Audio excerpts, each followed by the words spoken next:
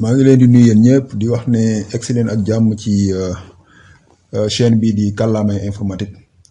tey nag vidéo bi dama leen ci bëggoon a wan nag nan ngeen di créer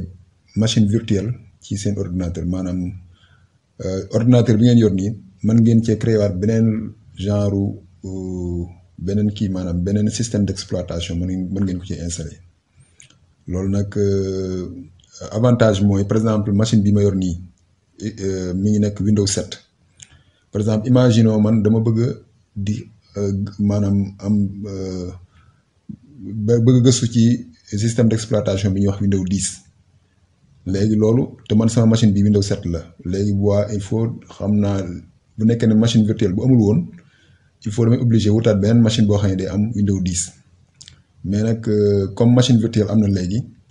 mën naa jël machine virtuelle mën naa créer benn machine virtuelle ci sama Windows 7 bi ma yor nii installé ci système d'exploitation bu Windows 10 loolu nag mooy avantage yu machine virtuelle nag moom bañ ko commencé utiliser léegi def na ay at mais technologie bi day gën di avancer ba nga xam ne nii lu baree bari mën nañ ko ci def maanaam li muy signifier mooy sa benn ordinateur bi nga yor muy soit ordinateur de bureau la wala ordinateur portable mën nga ci am ay façon machine virtuelle yu bari nga xam ne maanaam yow kon système d'exploitation boo dégg ne am na rek mën nga ko expérimenter sans ngay dem di jëndaat beneen machine boo xam ne da nga ciy installer système d'exploitation boobu loolu mooy avantage yu machine virtuelle les machines virtuelles nag su ngeen ko bëggee am logiciel dafa am benn logiciel booy télécharger par exemple moom laa bind fii nii logiciel bi moom moo gën a maanaam moo gën a siiw daal am na yeneen logiciel lu ñuy wax logiciel bi mi ngi tudd logiciel bii nga xam ne moom laa leen di wan ci vidéo bi mi ngi tudd Oracle VirtualBox maanaam VirtualBox lañ koy woowee ci gàttal daal mais am na beneen logiciel bu ñuy wax VMware tamit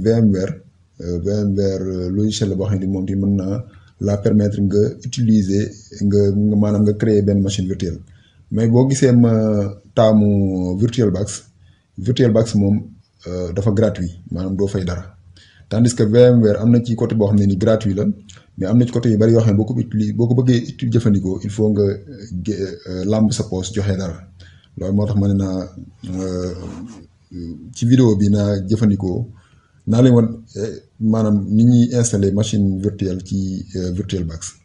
léegi en premier lieu da ngeen di dem ci par exemple boo demee ci navigation bi ci navigateur bi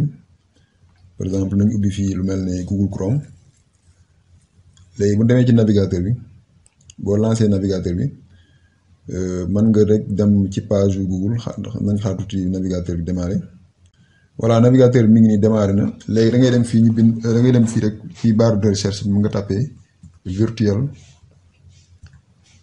VirtualBox voilà mi ngi nii VirtualBox boo defee nii déjà premier lien bi ñëw nii virtualbox.org foofu ngay cliquer léegi boo fa cliquer moom daf la yóbbu ci page de téléchargement gis nga ni malheureusement bii en anglais la mais da ngeen ko comprendre download VirtualBox 6.1 nga xam ne da ngay cliquer kii fii ñu bind download rek mu télécharger la téléchargement bi c'est très simple boo télécharger après installation bi tamit suivant la bu ko defee mu installé wu comme ni ngay installé yeneen logiciel yi amul lu ci spécifique daal léegi nag boo ko xasee installé ba pare da ngay ñëw fii daf lay defal benn raccourci ci bureau bi par exemple comme man fii defal na ma fii benn raccourci bu ko defee bu ko defee bu mën nga ci cliquer VirtualBox mu démarrer léegi nag dama leen bëgg wan fii maanaam ni ngeen di créer par exemple pour exemple bi moom Windows 10 laa leen di wan exemple ni nga koy mën a créer ci sa machine am na yeneen système d'exploitation lu mel ne Linux par exemple Linux am na ay système d'exploitation yu bari yoo xamante ni moom bu la neexee mën nga ko installer ci machine bi parce que machine kii logiciel bi nii avantage am mooy nekkul ne benn machine rek la autorisé mën nga ci créer ay machines yu bëree bëri léegi nañ xaar ba logiciel bi démarré su démarré rek une fois mu démarré après voilà logiciel bi mi ngi nii démarré na gis nga ni VirtualBox boo xoolee man lii ay machines yu bëri yu ma installé la yu ma defar ba pare gis nga ni mi ngi may wax ne sax am na benn mise à jour bu am mais dama koy ignorer pour l'instant nii mais su dee yéen su ngeen amee mise à jour mën ngeen ko def quoi voilà léegi gis nga ni bii XP la bii Windows 8 la bii Windows 7 la bii Windows 10 gis nga yii yëpp ay kii la bii Ubuntu moom kii la nu mu tuddati système d'exploitation bu kii la bu nu mu tuddati système d'exploitation la bu Linux voilà gis nga yëpp ay kii la ay système d'exploitation ay Windows ay machines yu ma créé la mais soo bëggee soo taalee su dee yéen su ngeen installé application ba muy soo démarrer nii yii nii du ngeen ko gis parce que créé gu leen benn machine bu ngeen bëggee créer machine di ngeen ñëw fii ñu bind machine nga dem ci nouvelle boo demee ci nouvelle bu daf lay demander machine bi ngay créer par exemple bu dee Windows 10 laa bëgg a créer mën naa def fii bind par exemple yaay xool la arrangé rek par exemple mën naa bind fii mon nouveau exemple rek nouveau 10 par exemple léegi après mu demande la kii bi nu mu tuddati ban type de kii la système d'exploitation gis nga nii comme Windows 10 laay créer Microsoft laay choisir bu dee beneen système d'exploitation gis nga yëpp mën nga ko créer mën nga créer Linux mën nga créer Solaris mën nga créer même Apple sax mën nga ko créer Mac OS mooy Apple quoi yooyu yëpp mën nga créer mais pour exemple bi nii Microsoft Windows laay choisir après mu demandé ma version bi comme man Windows 10 laa bëgg a choisir damay wàcc fii gis nga ni version yi dafay nekk gis nga nii mu def ma fii Windows 10 gis nga nii Windows 10 suivant nag fii am na 64 bits am na 32 bits mais yow yaay xool machine bi nga yor par exemple bu nekkee ne am na machine bi ngay utiliser 64 bits la mën nga choisir 64 bits mais su machine bi ngay utiliser 32 bits la dama lay conseiller foofu nga choisir 32 bits léegi après nga def suivant léegi soo defee suivant daf lay demander par exemple quantité de mémoire bi nga bëgg a choisir pour machine bi léegi foofu tamit en fonction de machine bi nga utiliser il faut nga xam puissance bi léegi puissance machine bi nga utiliser boo ko bëggee xam da ngay ñëw fii ñu bind ordinateur par exemple nga def clic droit nga cliquer ci propriété léegi fii boo cliquer ci propriété gis nga ni fii daf lay indil information ci yow sa machine ban capacité la am boo xoolee sama machine fii mémoire bi mi ngi nekk 4 giga mémoire bi mooy mémoire bi ñuy wax mémoire RAM mi ngi nekk 4 giga en même temps tamit loolu dana la permettre nga mën a xam fan ngay teg say tànk pour mën a choisir kii parce que mënoo choisir lu ëpp mémoire bi nga am ci sa machine bi nga xam ne mooy machine physique bi léegi kon fii déjà damay choisir moitié bi par exemple mooy 2 giga yi nii 2 giga laay choisir parce que ma machine bi 4 giga la léegi ma créé léegi mu demandé ma disque dur bi parce que machine bi bien que virtuelle la day am mémoire RAM day am disque dur loolu lépp da koy am day mel ne machine bi virtuelle la nii maanaam mënoo ko làmb mais moom machine bi nga yor nii physique daanaka ñooy bokk ni ñuy fonctionner daal léegi créer un disque virtuel maintenant léegi nga cliquer fii créer léegi après mu lii mën nga ko bàyyi par défaut nga def suivant après mu ne dynamiquement alloué bu dee yéen seen cas comme bu maîtriser gu leen affaire yi mën nga bàyyi dynamiquement alloué moom mu xool exactement lan lay jël gis nga fii mi ngi jël fii 50 giga léegi après nga créer comprendre nga léegi soo créer gis nga nii automatiquement machine bi créé woon na moo nouveau kii mais machine bi créé woon na mais pour l'instant nii dara fonctionné gul pour l'instant parce que da ngay daal di ñëwaat fii ñu bind da ngay ñëw fii ci machine bi nga clic droit après nga dem ci configuration da nga koy configurer loolu ñu naan configurer boo cliquer ci configuration est bi gën a am importance nag mooy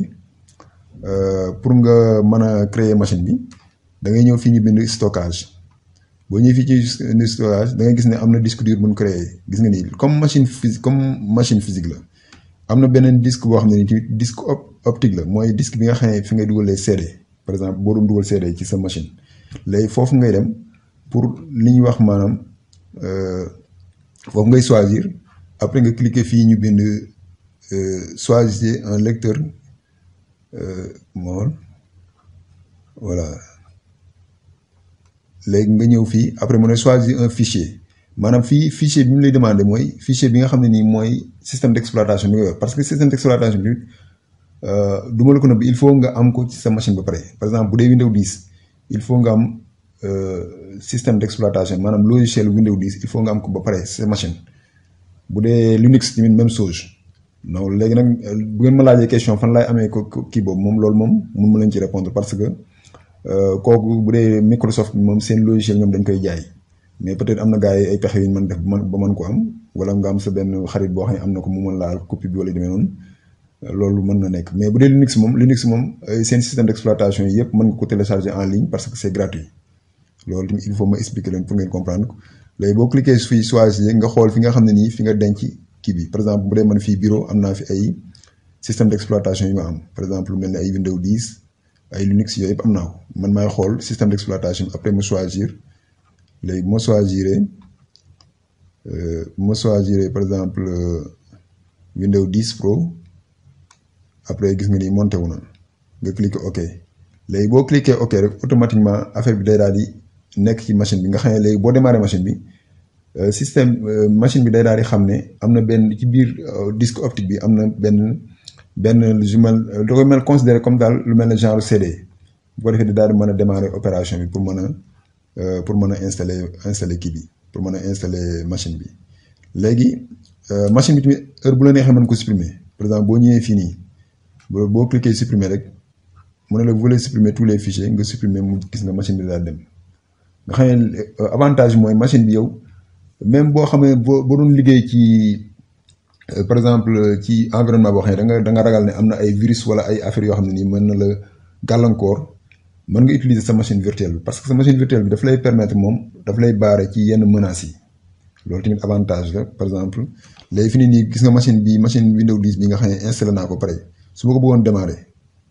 parce que bii bu ma installé woon la auparavant da ngay cliquer fii ci démarrer nga cliquer ci démarrer normal gis nga boo cliquer ci démarrer normal nañ ko bàyyi mu jël temps tuuti day mel ne comme quoi que ne machine dama am deux machine physique bi ma am moo xam ne Windows 7 moo ci nekk mais bii machine bii nii boo xoolee Windows 10 moo ci nekk nañ ko may tuuti temps mu démarrer gis nga nii fii mu ne boot any CD mais foofu du ma fa cliquer parce que CD bi dama ko fàtte woon a génne kii bi mooy fichier bi dama ko fàtte woon a génne mais gis nga nii day démarrer Windows 10